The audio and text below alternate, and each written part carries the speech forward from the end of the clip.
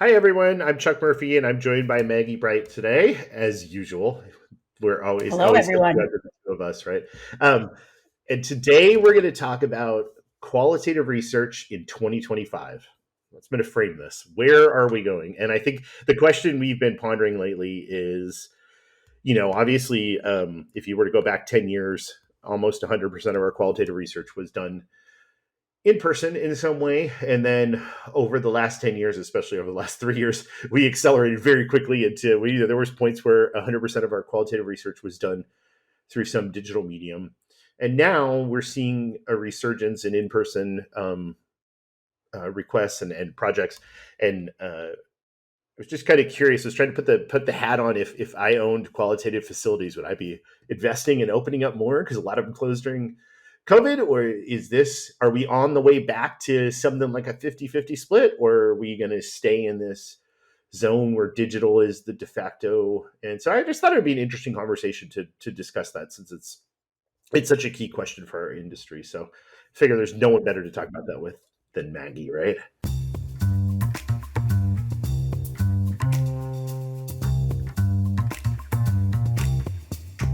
I know. Yeah, I think it's a fascinating question. I will say, personally, I did my first in-person qual it's been probably about 6 weeks ago, and it was fun to get back out and be, behind the glass, so to speak, listening to participants in person and kind of feeling very connected to the research again. Not that we're not connected in a digital sense, but it was nice to be there and to feel very present during the research. So I will say that I there's a plug for that, and just that as a professional who does this, it was nice to be back on the road again. Which I don't know if that's just a result of COVID or my personality, but I really enjoyed being there. So I hope that I think that the pendulum is definitely swinging from 100% digital or online qualitative to include more in person, and I hope that that remains the case. Are we gonna throw out percentage, like what percentage we think it'll be in 2025, or are we gonna have a discussion and then I think reveal we that should at make the a end? prediction, and then we can make Okay. fun of whoever's wrong in 2 years. It'll give us. We're just building our Honestly, content pipeline, Maggie. Building our content we're pipeline. both gonna be wrong. Let's just put that out there, and so we can equally make fun of each other. It's true. It is funny. It's funny how this stuff works, though, right? I mean, we've talked a little bit about this in the last month or two, but um, we went through a period where we just didn't even have any clients request in person for a number of years, right? And it got to the point where it didn't even expect them to request it, and then it was kind of surprising that all of a sudden this year we're seeing a lot of different companies and different industries have a preference for doing things in person, which is great, because it was kind of like, oh my gosh, but back to in person all of a sudden. And it was really interesting. I've also done in person recently. And then I was talking to one of our colleagues the other day, we just did a thing last week where they had a huge back room, which is the first time in a long time there's been like 20 plus people in a back room. um, and it's just interesting. And I mean, I feel like we saw this after COVID with travel, and we've seen it in some other industries where all of a sudden it was just kind of like, oh yeah, this is just coming back. And then when it does come back, it comes back fairly quick. Um, so something happened this year, whatever. I don't know if it's like a break in the weather or what, where people are like, no, no, we should do this in person. Let's go. I I have a few hypotheses around this. I think that companies or clients at companies and then their clients within those companies miss connecting with consumers in that way. I do think no matter how great the platforms we use digitally are, and they are great, I think you can get most of the insights. I think you can get the direction that you need to make decisions about, either next steps of research or, where to go with your brand. But I think that there's something missing in terms of that sort of the human nuances that you get from watching people interact in person with each other. And I think our clients were starting to miss that. And I miss that too. I think it adds a depth to the research that you could debate is necessary in all instances. It's not written necessarily directly into the objectives, but it adds something in terms of the context and the richness of the research to see people in person, even if it's in a focus group facility, which is kind of sterile almost. But there's just something about them interacting with each other that adds a dimension to the research that you cannot get, in my opinion, digitally.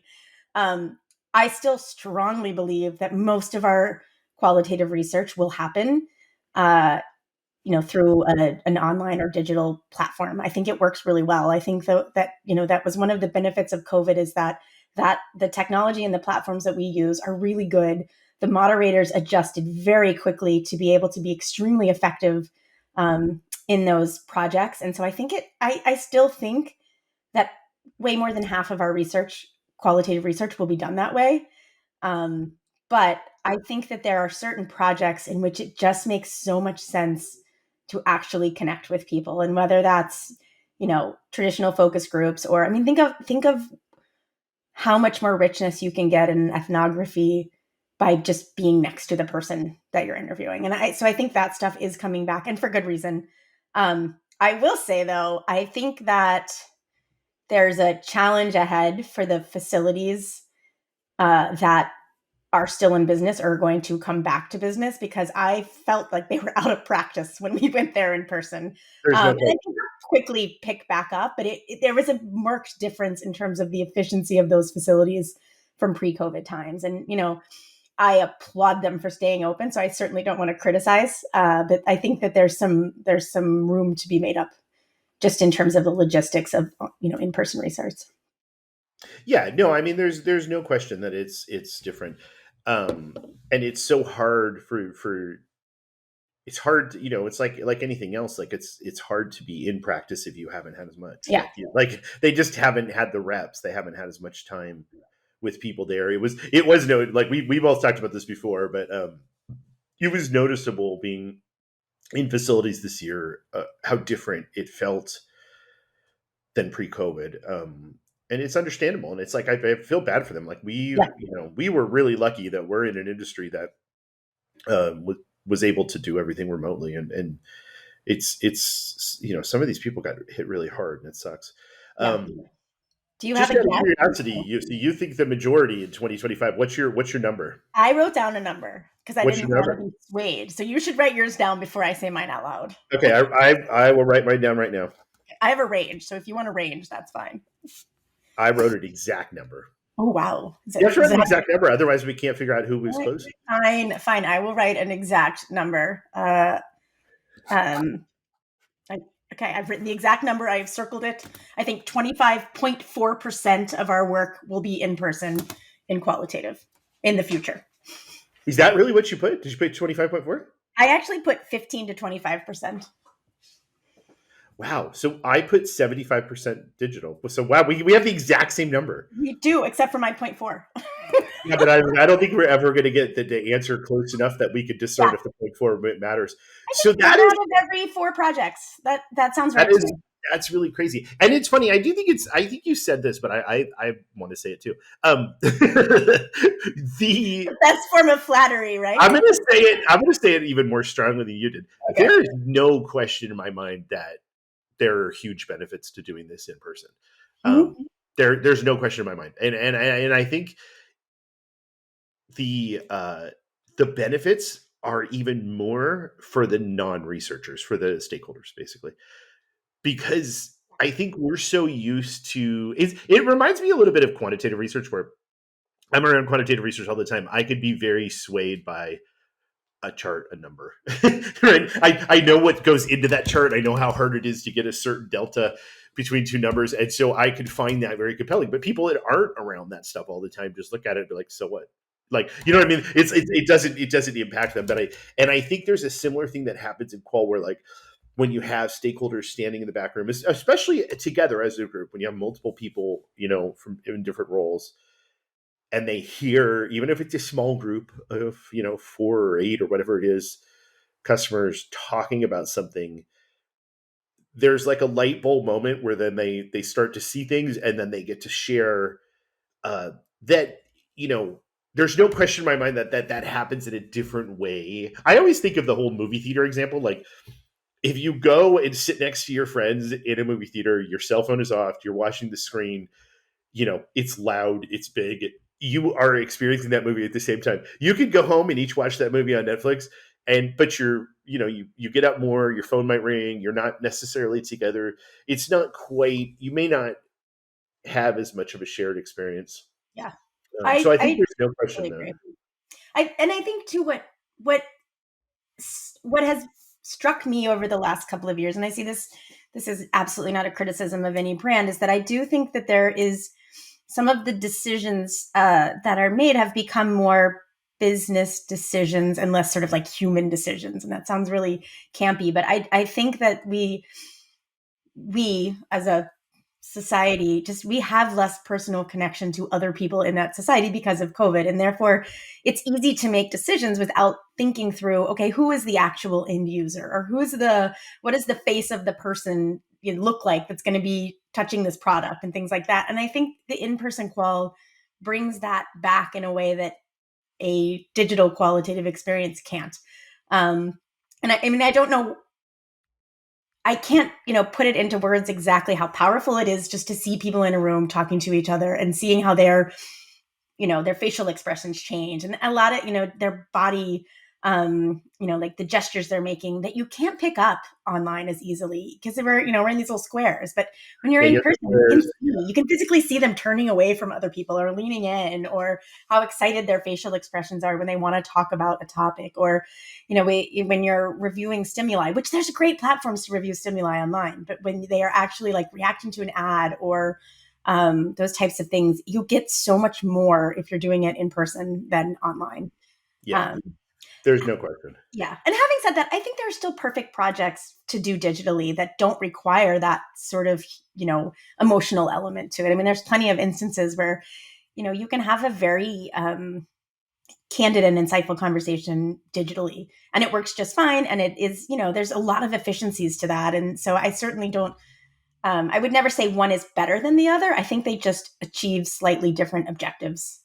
And so that's the key piece. Like, how often do you need that really human piece of the puzzle to be part of the insights and the final, the final report or deliverable? Because to me, Yeah. that's the decision maker of which one you use, and then budget, of Yeah, course. I mean, yeah, it's kind of, it's not really better or worse. It's just strengths and Yeah, weaknesses. It is interesting to note that we both were like, hey, the future is probably 75% digital, which yeah, is a big number. Like I kind of I'm a little bit surprised that I'm definitely surprised that both of our numbers were the same, and I'm a little bit surprised that we both landed on a pretty high percentage of digital. It's hard to fight the convenience and budgetary like thing, right? The travel expenses are huge. The travel annoyances are huge. We had that one last week where there was all this travel things, and the moderator got stuck in one city, and some clients got stuck in a different city. I mean, it's you forget we were so used to that. It was yeah. actually really interesting it was the thing that fascinated me a little bit about this, about it's like that they say with kids, when time goes by faster than you think. But I've done so much qual research in my life, it's just ingrained in there. I don't think about it. And I actually didn't really think about the fact that I had traveled for focus groups in a couple of years. I was like, It oh my God, was that's a weird. long time that we didn't do this. And then it also did dawn on me how many junior people in our industry had never done this. I was like, oh my God, you've never been in a back room. Like, I was like, wow, that's so crazy. Cause like so much of our life was that for so Well, long. and I think it's important that people do that, both on our Absolutely. side of the equation as suppliers. I think it's important that clients see that experience. I think it's important that stakeholders see that, because it does put into perspective all the things that go into research and the way that we come to the conclusions that we come to. It's a very it's not an accident that when people ask us what we do and we say, oh, market research, and they're like, oh, so you do focus groups? Like, I feel like that's what fundamentally people think of as market research. And if you're not doing that anymore, then it's like you're missing a fundamental step to the learning process.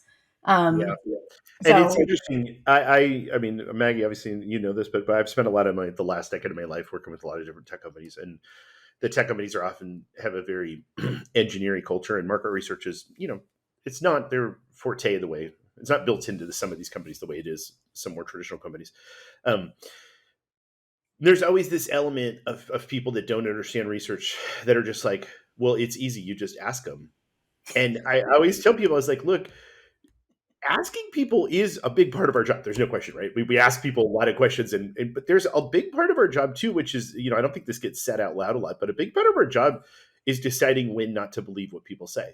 And, not for nefarious reasons, but there's a lot of things that people say or think or do that are, inconsistent and not necessarily reliable. You know what I mean? And those kind of things, I always think about like a poker game or something, like when it's so much easier to watch someone react to something and know if they're not telling the truth to the moderator when you could see their whole body.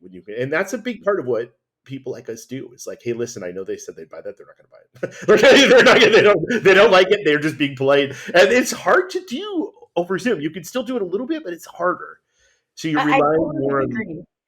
I mean, I think that we've always known that there's a big disconnect between actual behavior and aspirational behavior, right? And it's very hard to tease that out quantitatively. We have all these different tools and methods that we use and trade-offs and, asking questions different ways, but it becomes very clear quickly in person qualitative research who is talking about their aspirational self versus their actual self.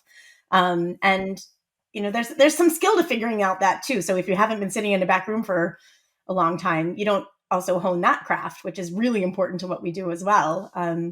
But I totally agree with you. I think it's so much easier to pick out those nuances when you're there.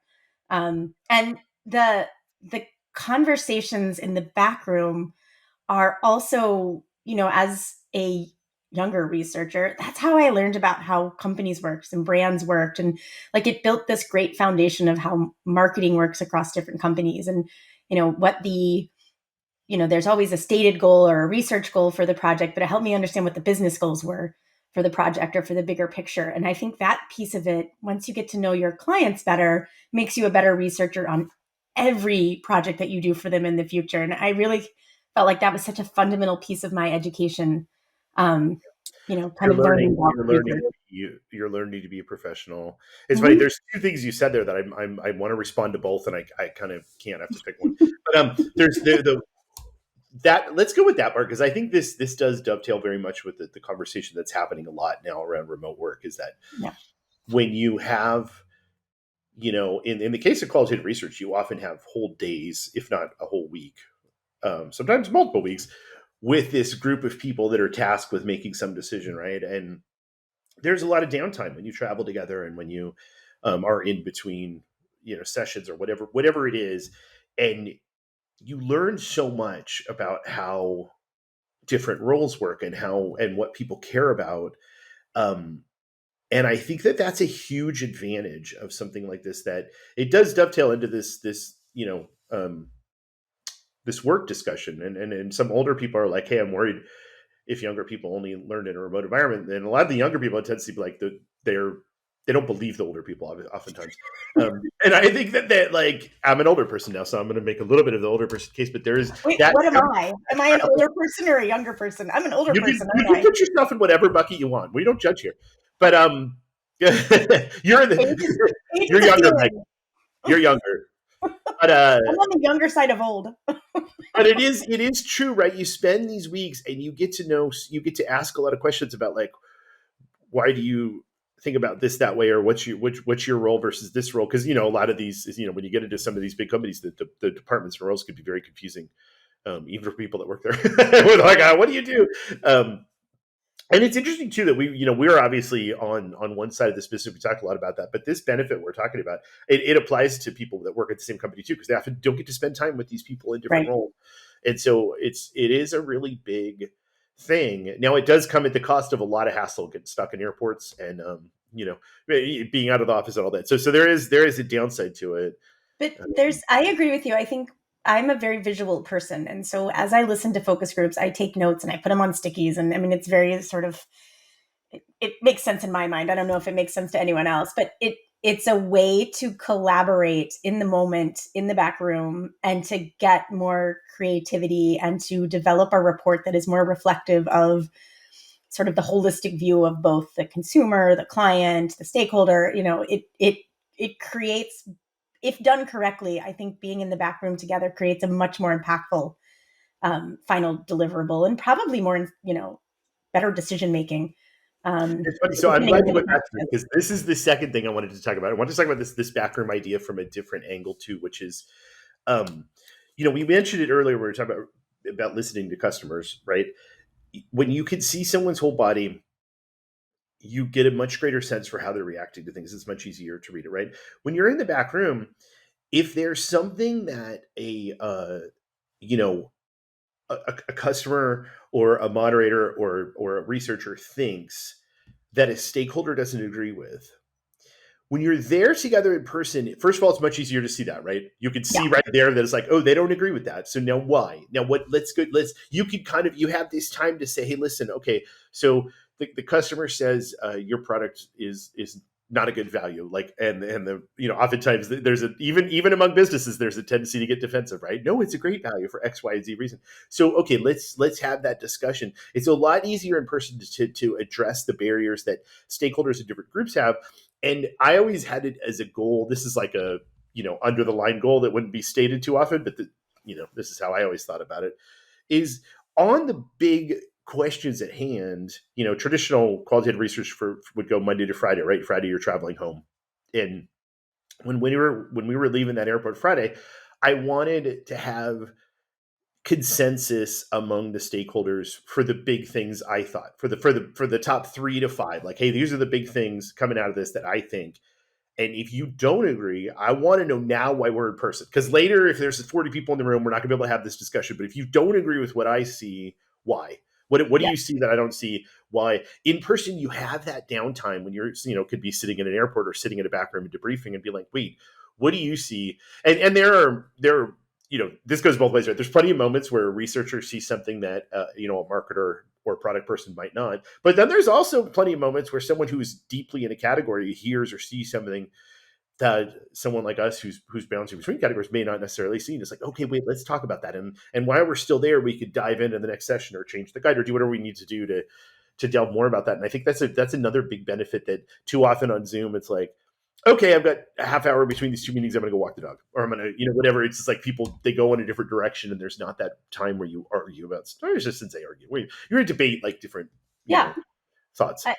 I mean that we do a lot of strategy or activation sessions as part of projects. And my thing that I always say to clients is, listen, the most sort of impactful piece of this is not a single thing I will ever write in the discussion guide or the exercises we create. It is the fact that you got all of these people in the same room together for 2 hours. Like that is the most, that's Yep.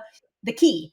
And I think that's what focus groups do it, because it's not even 2 hours. It's like, 12 hours with constant input coming in that forces you to reassess, like, okay, are the parameters I have set for what I thought I was going to learn, are they correct? Am I filling in things that I already knew, or am I expanding, my knowledge set? And I think that's the piece of the puzzle that is so valuable about the in-person component, is that you're actively having a dialogue with these people who normally wouldn't all be together undistracted. And there's consumers there too. And the one thing that I think I can see evolving, and I think it's already evolved, but we think of in-person qual often as this, we're in a facility, with these traditional groups. But I think what was happening prior to COVID is that we were sort of lowering those barriers, because and I think this is a result of people are just more open to sharing now than they were 10, 15 years ago because of social media. And so what was happening more often is we were saying, okay, let's get out of the focus group facility. Let's do more, what started as shop-alongs and then became, digital ethnographies. But they were there. I think that there's going to be more interesting applications of in-person qual. And that's what's going to be even more exciting about this field. There will always be traditional focus groups in person, but I think we'll see more of the kind of, rather than a very structured in-person conversation, we'll be doing more of the, like, watching consumers in their habitat, almost more, I don't want to say anthropological, because I think we'll be asking questions while we do it, but that's where I see this 25% that's in person. I think a lot of it will be really creative as opposed to just traditional focus Well, groups. it's funny. I actually thought you would be, because of some of those thoughts. I thought you were going to go closer to like 40% live. I was surprised that we I both were on the conservative side.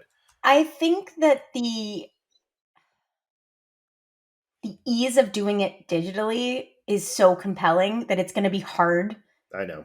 It's to do it in definitely, person. yeah, it's an efficiency Yeah. cost savings game. And It's always hard to fight the low cost product. our timelines have accelerated so much in the past 5 years that to do in-person qual in some of the timelines that we are working with is hard. I mean, it is an all hands on deck effort. It's doable, and we've proven that we can do it. We just did one a few weeks ago that was crazy fast. So it's still doable, but I don't know that the appetite is always there, because that also requires a ton of effort on the client's part too. Yeah, it does.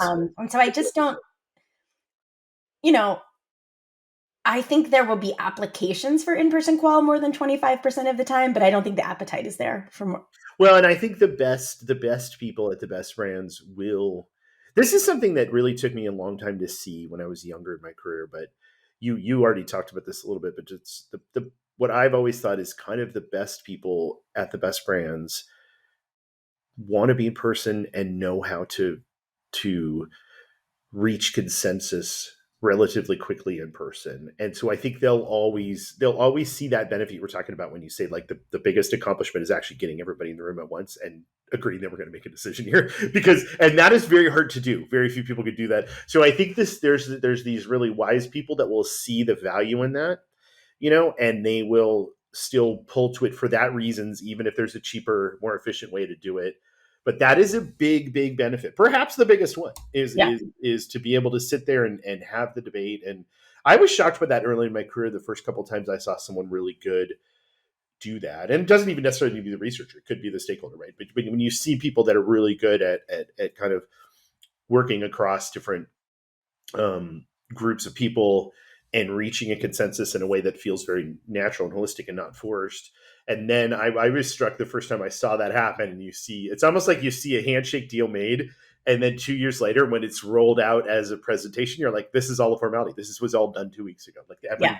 every single thing. And you're like, oh, wow, that's really smart the way they did that. Right. Instead of, so I think there will always be that. And I know we've touched on this fringe, but I think we should explicitly say there are really cool digital tools now. So I see Yeah. that, and I think some people think that we're going to be 100, and there's a lot of digitally native moderators now, right? Wait till the AI moderators start Oh, locking off Lord. and doing all the work in one night. That's a whole other podcast. Yeah, I know. We could do a podcast on that.